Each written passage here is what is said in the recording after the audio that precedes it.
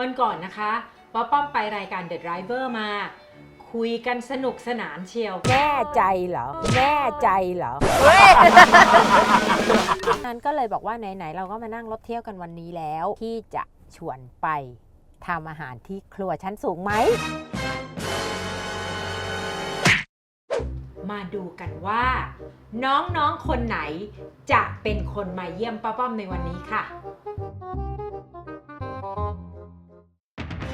การอยู่ที่สูงไม่ใช่เรื่องง่ายเพราะยิ่งอยู่คอนโดสูงๆก็ยิ่งห่างไกลจากอาหารวันนี้ป้อมจะมาทำให้เห็นว่าครัวเล็กๆในคอนโดก็ทำอาหารดีๆได้ใช้งบไม่สูงและทำให้ชีวิตบนที่สูงขึ้นได้อีกขึ้นไปค่ะขึ้นไปครัวชั้นสูงกัน High Zone Kitchen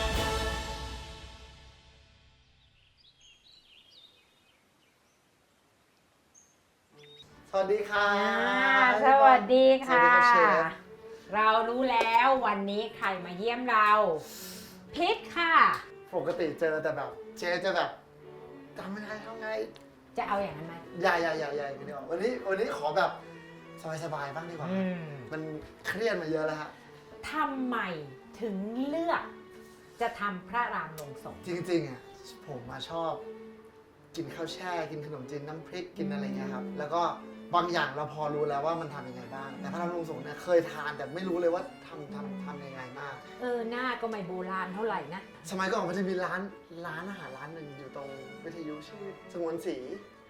ร้านรุ่นเก่าใช่ แม่พาไปกินไข่พะโล้อะไรอย่างเงี้ยแล้วเราก็จะแบบจำได้ว่า เออ มันจะมีบางช่วงที่เขาขายแล้วเราก็แบบอุ้ยอยากทานอีกแต่ก็ไม่รู้ถึงทุกวันนี้จะไปซื้อที่ไหนครับ รู้ไหมว่าเก่ากว่านั้นอีกไม่ใช่สงวนศรีนะ คือ สมัยป้อมเด็กๆนะคะ จะมีร้านคนจีนอยู่แถวเฉลิมบุรีเขามีพระรามลงสงขาย กลายเป็นว่าพระรามลงสงดูโบราณดูไทยเหมือนมีเครื่องแกงเนี่ย แต่จริงๆไม่ กลั ใช่ บขายโดยคนจีน คือคนทำคนแรกใช่คนไทยหรือเปล่าหรือว่าเป็นคนจีน อันนี้นะคะไม่รู้จริงๆ แล้วเรียกว่าพระรามลงสงทำไม ก็ ก็ ยังไม่ ไม่ รู้ รู้ค่ะ ยังไม่รู้ เพราะว่าเจอมาตั้งแต่เด็ก โอเค ๆเอาล่ะพร้อมหรือยัง พร้อมครับอยากรู้มากว่าทำ ถ้า ยังไง พร้อม จะเาไปทำ แล้วทำเนียม เริ่มครับ ต้องใส่ผ้ากันเปื้อนก่อน เริ่ม คุณมีเวลา1 นาทีในการใส่ผ้ากัน นึก เปื้ ว่า อน จะให้วิ่งไปหยิบของแล้ว ทันไหม เครียดมาก เตรียมไว้ให้แล้ววันเนี้ย ทำยากไหมครับทางลงสงฆ์ ไม่ยากนะคะ เพราะว่าตามฉบับครัวชั้นสูง เราจะไม่ทำอะไรยาก โอเค ทุกคนทำได้ ทำได้อยู่แล้วใช้เครื่องทุ่นแรงอีกต่างหาก อุ้ยดีเลย อืม ดีเลย ล้างมือให้สะอาดค่ะ วันนี้เราใช้หมู ปกติเนี่ยเมื่อสมัยที่พี่เด็กๆเนี่ยจะมีทั้งเนื้อหมูและเนื้อวัว เนื้อวัวด้วย เนื้อวัวด้วย และที่สังเกตอีกอย่างหนึ่งพระรามลงสงฆ์เนี่ยเมื่อขายพระรามลงสงฆ์แล้วจะต้องมีหมูสะเต๊ะด้วย ทั้งที่น้ำของพระรามลงสงฆ์มันใกล้ มันใกล้แต่มันก็ต่าง แต่เดี๋ยวเราใจเย็นๆเครื่องแกงมาทีหลัง โอเค เพราะจะมีสูตรในการ ทำ หั่นและทำให้หมูนุ่ม โดยธรรมชาติ โอเค ล่ะค่ะ เราจะหมักมันแค่น้ำ จงหอ เพราะว่าในครัวชั้นสูงถ้าจำได้นะคะป้อมเคยพูดหลายครั้งว่า หมูจะมีคุณสมบัติในการดูดน้ำวันนี้เราใช้สันคอหมู ใช้ข้อมูล นะคะ ใช่ไหมครับ ใช่ค่ะ หมูเราจะไม่หั่นเป็นชิ้นเล็กมาก เราจะหั่นค่อนข้างจะเป็นแผ่นประมาณขนาดนี้ โอเค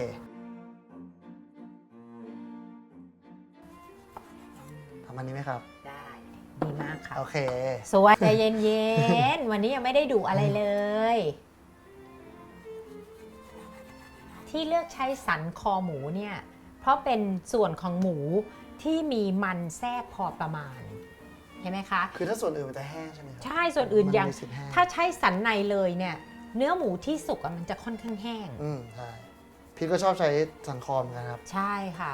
กับช่วงไหล่ช่วงอะไรอย่างเงี้ยครับช่วงไหล่ ไขมันมันกำลังดีนะ ใช่ แล้วมันไม่ใช่มันเลี่ยนๆอ่ะ มันเหมือนมันกึบๆอ่ะ ใช่ อร่อยดี ส่วนตัวเราไม่ทานเผ็ด เหมาะเลย เพราะว่าวันเนี้ยพระรามลงสงฆ์เนี่ยไม่เผ็ดมาก ใช่ครับ พี่ตัดพริกขี้หนูแห้งออกจากเครื่องแกงปกติ โอเคคือส่วนใหญ่บางสูตรจะมี ใช่ค่ะ คือถ้าเผ็ดเนี่ยใช้พริกขี้หนูแห้ง แต่พอทำด้วยคนจีนเนี่ยเขาก็จะกินเผ็ดน้อยลงคิดเอาใส่นี่ เราใส่เกลือลงไปนิดหน่อย คือเพื่อไม่ให้เนื้อหมูมันจืดเกินไป โอเค และคราวนี้ไม่ใช่อะไรเลยน้ำเปล่า น้ำเปล่าน้ำเปล่าเปล่าเลยน้ำดื่มอ่ะลองใส่พิษลองขยำสิ อ๋อเดี๋ยวมันจะดูดจนน้ำแห้งเลย ใช่ค่ะเขาดูดจนน้ำแห้งเลย เทคนิคหนึ่งของคนโบราณเวลาเขาสับหมูเขาจะค่อยๆเทน้ำลงไปในระหว่างที่สับหมูจะทำให้หมูสับนั้นนุ่มขึ้นค่ะ อ๋อ เห็นไหมคะที่ใส่ไปเมื่อกี้ หาย มันหายไปหมดแล้ว ไม่เหลือเลย เพราะฉะนั้นใส่อีกหน่อยแล้วหมักทิ้งไว้ขยำทิ้งไว้ อันนี้คือทำให้หมูนุ่มด้วยแล้วก็มีรสชาติด้วย ใช่ค่ะ นุ่มโดยการที่ดูดน้ำเข้าไปในเนื้ออ่ะพิษวางพักไว้เลยค่ะ ส่วนใหญ่แล้วพระรามลงสงฆ์นี่มันประกอบด้วยอะไรบ้างครับ ตัวหลักที่เห็นก็คือเครื่องแกงกับกะทิ ผักบุ้งจีน ผักบุ้งจีน และเนื้อสัตว์ ไม่ว่าจะเป็นหมูเป็นเนื้อวัว อะไรก็ได้ เป็นไก่ได้ทั้งนั้น วันนี้เราจะมาทำเครื่องแกงกันป้าป้อมจะตวงอย่างเป็นระบบนะคะ เพราะว่าเมื่อมีนักเรียนมา เราก็อยากให้เขาได้ไปเต็มที่และแม่นๆอย่างแรกเลย แรก ค่ะ เลยครับ พิษ มาครับ ตะไคร้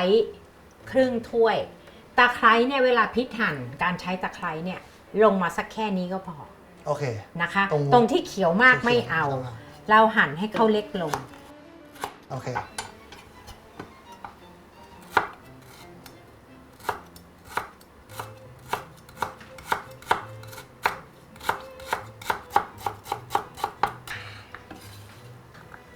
ทุกคนถามบอกว่าใส่เต็มถ้วยแล้วทำไมครึ่งถ้วย เพราะข้างๆเขาบอกไว้ว่า ครึ่งถ้วย คือครึ่งถ้วย ต่อไปนะคะหอมแดงเท่ากันค่ะ ต่อไปนะคะ ครับ กระเทียม อันนี้ครึ่งถ้วย กระเทียมเสร็จ1/4 ถ้วยนี่ต่อไปนะคะข่า ค่ะ หั่นประมาณ3 แว่น 3 แว่น แล้วก็ทำให้มันเล็กลงหน่อย จากนั้นผิวมะกรูด อันเนี้ยเรื่องสำคัญพิษเอามีดเล็กมา ใช้ ผิว แต่ มะกรูดเนี่ยใช้แต่สีเขียวอุ้ยท่องมานี่ เพราะว่าเคยใช้สีขาวแล้วมันจะขม ขมถูกต้อง ก็เพราะงั้นก็ต้องพยายามเอาออกให้เป็นเขียว เหรอครับเอาออก ว้ายไม่ดูวางกับนี้ก็ได้งั้น วางแล้วค่อยๆฝานนิดๆอย่างนั้นครับ ถ้าคนสมัยนี้เขาก็จะขูดเอาป่ะครับ ขูดเนี่ยขม เหรอครับ ขมก่อนเลยเพราะน้ำมันมันรีบออกแต่วันเลย อ๋อ มันจะขมมาก อ๋อไอตัวขมคือน้ำมัน คือน้ำมันค่ะเสร็จแล้วเอาไปกองไว้ตรงนี้เลย ตัวที่จะให้สีและความเผ็ดของจานนี้ คือพริกชี้ฟ้าแห้ง วันนี้เนี่ยต้มมาให้แล้ว โอเค เพราะว่ามันจะทำให้เราบดง่าย และการต้มเนี่ยสีจะชัดขึ้น สีแดงของมันใช่ไหม ใช่สีจะชัดขึ้น และเผ็ดน้อยลง ต่อไปกะปิ1 ช้อนโต๊ะ นี่คือฐานเครื่องแกงเผ็ดเลยนะ เครื่องแกงสีแดงเลยนะ ก็คือต้องมีกะปิ ใช่ มีอย่างนี้เลยต่อไปพริกไทยป่นครึ่งช้อนชาทีนี้จะมาถึงสิ่งที่ทำให้กลายเป็นพระรามลงสงฆ์แล้ว นั่นคือเราจะใส่ถั่วลิสงป่นครึ่งถ้วยค่ะ กุ้งแห้งป่นอีกกล่องหนึ่ง1/3 ถ้วย นี่คือเครื่องแกงของพระรามลงสงฆ์ตอนนี้เราจะมาเริ่มทำซอสแล้ว ซอสของอันนี้ใช่ไหมครั ใช่ แต่ก่อนอื่นก่อนที่เราจะทำเครื่องแกง พี่ว่าเราควรจะต้องเคี่ยวกะทิให้แตกมันก่อน ใช่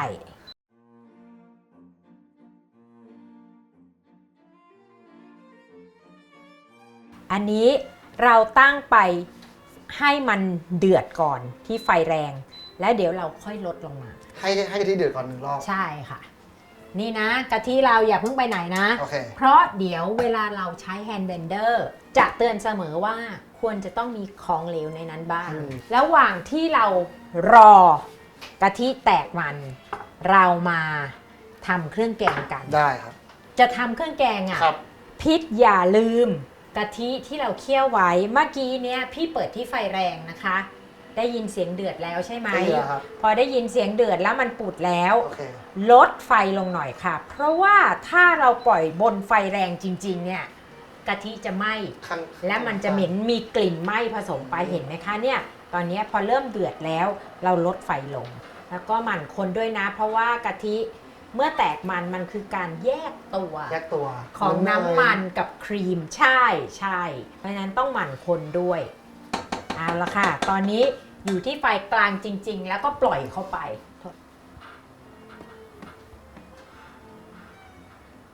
โดยปกติเนี่ยจะใส่น้ำลงไปสักครึ่งหนึ่งก่อน ครึ่งหนึ่งใช่ไหม ใช่ค่ะเอาล่ะ อันนี้แหละ ชำนาญนี่ไม่เป็นไรค่อยๆกดลงไป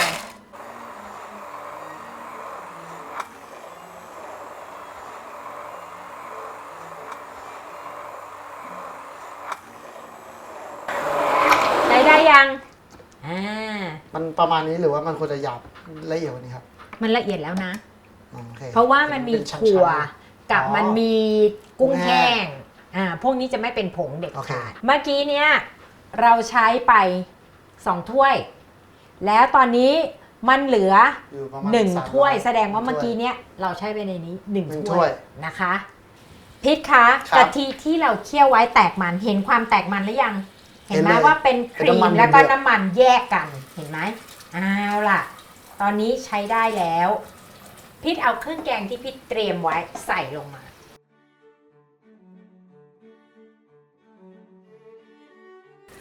แต่สีคือพริกแกงนี่คือชัดมากเลย นี่ขนาดยังไม่ได้ผัด แค่นี้หอมมากขนาดยังไม่ได้ผัด ใช่ กลิ่นยังออกเลย เดี๋ยวเวลาเราผัดกลิ่นจะหอมกว่านี้อีกผัดก่อน ตอนนี้ผัดก่อนพิษมาดูตอนนี้เห็นน้ำมันที่แยกออกมาไหมคะ น้ำมันจะชัดเจนผัดไป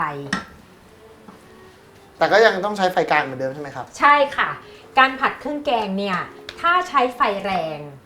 เครื่องแกงไหม้และเครื่องแกงจะขมค่ะ คือก็ต้องใจเย็นเหมือนกันนะครับ ใช่ค่ะ พี่สอนในครัวชั้นสูงเป็นประจำเลย ก็คือว่าเวลาเราผัดเครื่องแกงทั้งหลายเนี่ยให้ใส่น้ำตาลปี๊บน้ำตาลเปิกน้ำตาลตะโนดเข้าไป เรายังไม่ได้เจตนาให้หวาน แต่เราเจตนาให้เครื่องแกงเข้ากัน และไม่มีรสปราด เหมือนตัวเชื่อม ใช่ ใส่ลงไปผัดครับ เหมือนคนเขาจะบอกว่าใส่ความหวานทุกทีบางทีใส่นิดเดียวเพื่อให้มันกลมมาเฉย ใช่ค่ะทำให้รสชาติกลมกล่อม อันนี้ก็คือเดี๋ยวจะผัดจนมัน ผัดจน เราจะรู้ได้ไง เครื่องแกงสุกเนี่ยมันจะมีความหอม และขึ้นเงา ขึ้นเงา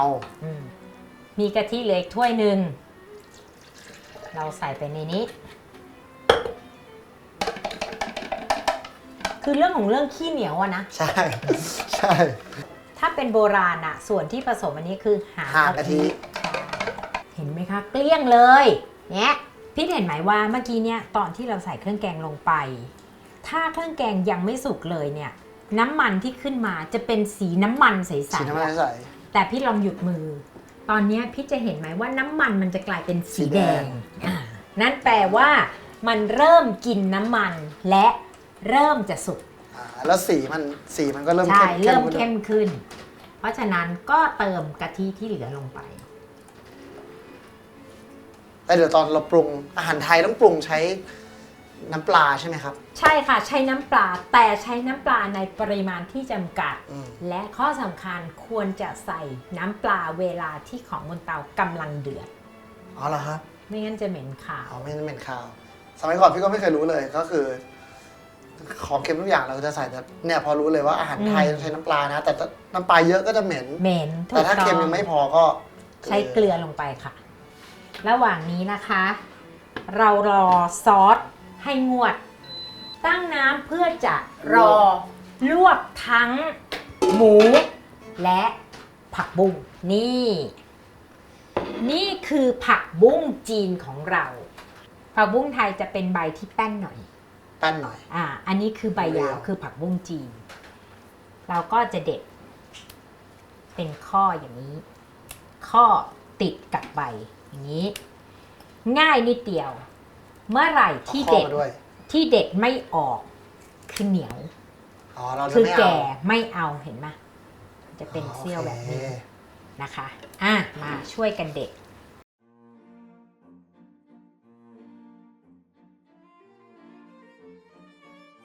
ผักบุ้งเสร็จนะคะซอสเราได้พอดีเลยโอเคเมื่อกี้เรามีแค่เครื่องแกงกับใส่น้ำตาลปี๊บลงไปนะคะ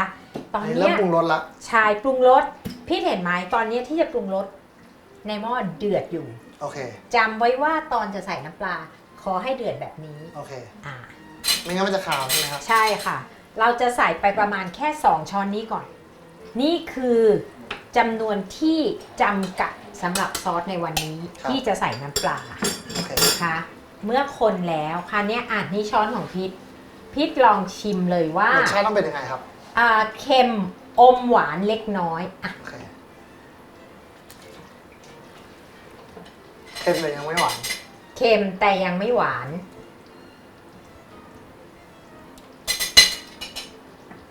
ถ้าจะเติมหวานพิษต้องเอาเกลือลงไปอีกนิดนึงโอเคคือบวกเค็มให้เกินกว่าที่เราต้องการเพื่อเดี๋ยวหวานมาจะได้เดี๋ยวหวานมาเค็มลดลงและอย่าลืมว่าเดี๋ยวเรามีผักบุ้งเรามีหมูเรากินกับข้าวโอเคมันจะจางไปหน่อยแล้วเดี๋ยวชิมอีกทีพอใจไหมชิมหน้าเอ็นดูมันตักมาขึ้นมาแค่นั้นหวานแล้วครับโดยปกตินะคะสำหรับพระรามลงสงเนี่ยจะต้องมีเค็มนำและหวานตามหวานก็ไม่ใช่หวานเจี๊ยบนะหวานก็หวานแบบกลมๆใช่แล้วมากกว่าแกงเผ็ดปกติแต่ไม่เท่ากับน้ำจิ้มหมูสเต๊ะไม่ใช่น้ำจิ้มหมูสเต๊ะนั้นหวานเกินไปอันนั้นคือหวานเกินไปเมื่อได้ซอสพอใจแล้วปิดไฟพักไว้และเดี๋ยวเราจะไปลวกหมูกับผักบุ้งเมื่อน้ำเดือดได้เลยครับนี่น้ำเราเดือดแล้วลวกได้เลยไหมครับเดี๋ยวพี่เอาน้ำใส่ในน้ำแข็งโอเคเหมือนที่เคยสอนไว้นะคะว่าการลวกเสร็จแล้วไปใส่ในน้ำเย็นจัดเนี่ยเพื่อหยุดผักหยุดผักไม่ให้สุกต่อซึ่งผักบุ้งเนี่ยบอกตรงๆว่าเป็นผักที่ดำง่ายดังนั้นเราต้องหยุดกับน้ำแข็งอีกทีหนึ่งเพื่อให้สีมันคงอยู่ใช่ค่ะแต่ยังไงก็ตามนะไปมันก็ดำอยู่ดีมันก็ดำอยู่ดีแต่อาจจะยืดเวลานิดนึงล่ะเดือดแล้วพิษลงทีเดียวเลยพอกดจมแล้วตักขึ้นเลยลูก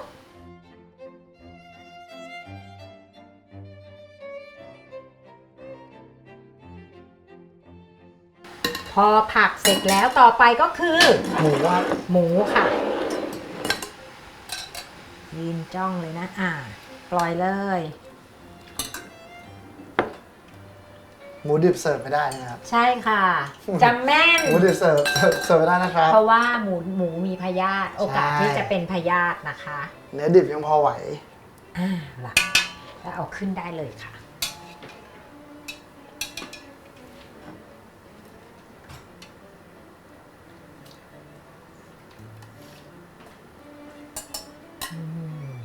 แค่นี้เองยากไหม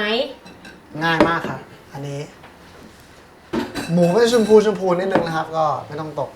ตกใจเพราะว่าเราลวกนานพอแล้วก็มันเป็นการฉ่ำน้ำใช่เนื้อมันไม่หนาไม่มีปัญหาหรอกค่ะ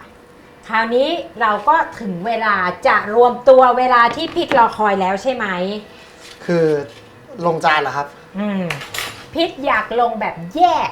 หรือลงแบบโปะข้าวแยกดีกว่านะแยกดีกว่าครับ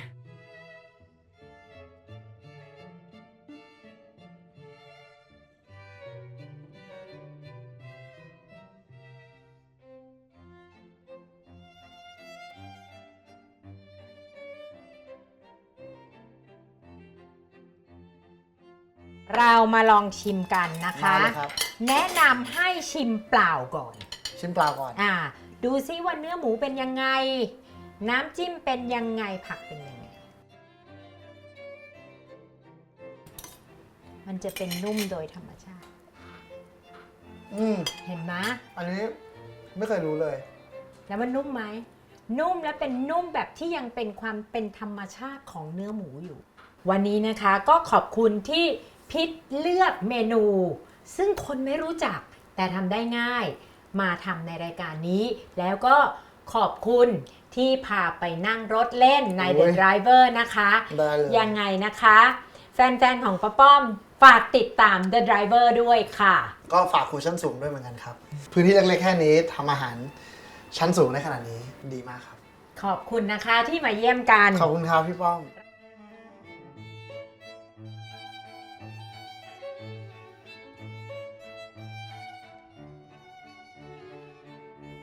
เก็บครัวเสร็จแล้วก็มากดกระดิ่งกด subscribe ไว้นะคะ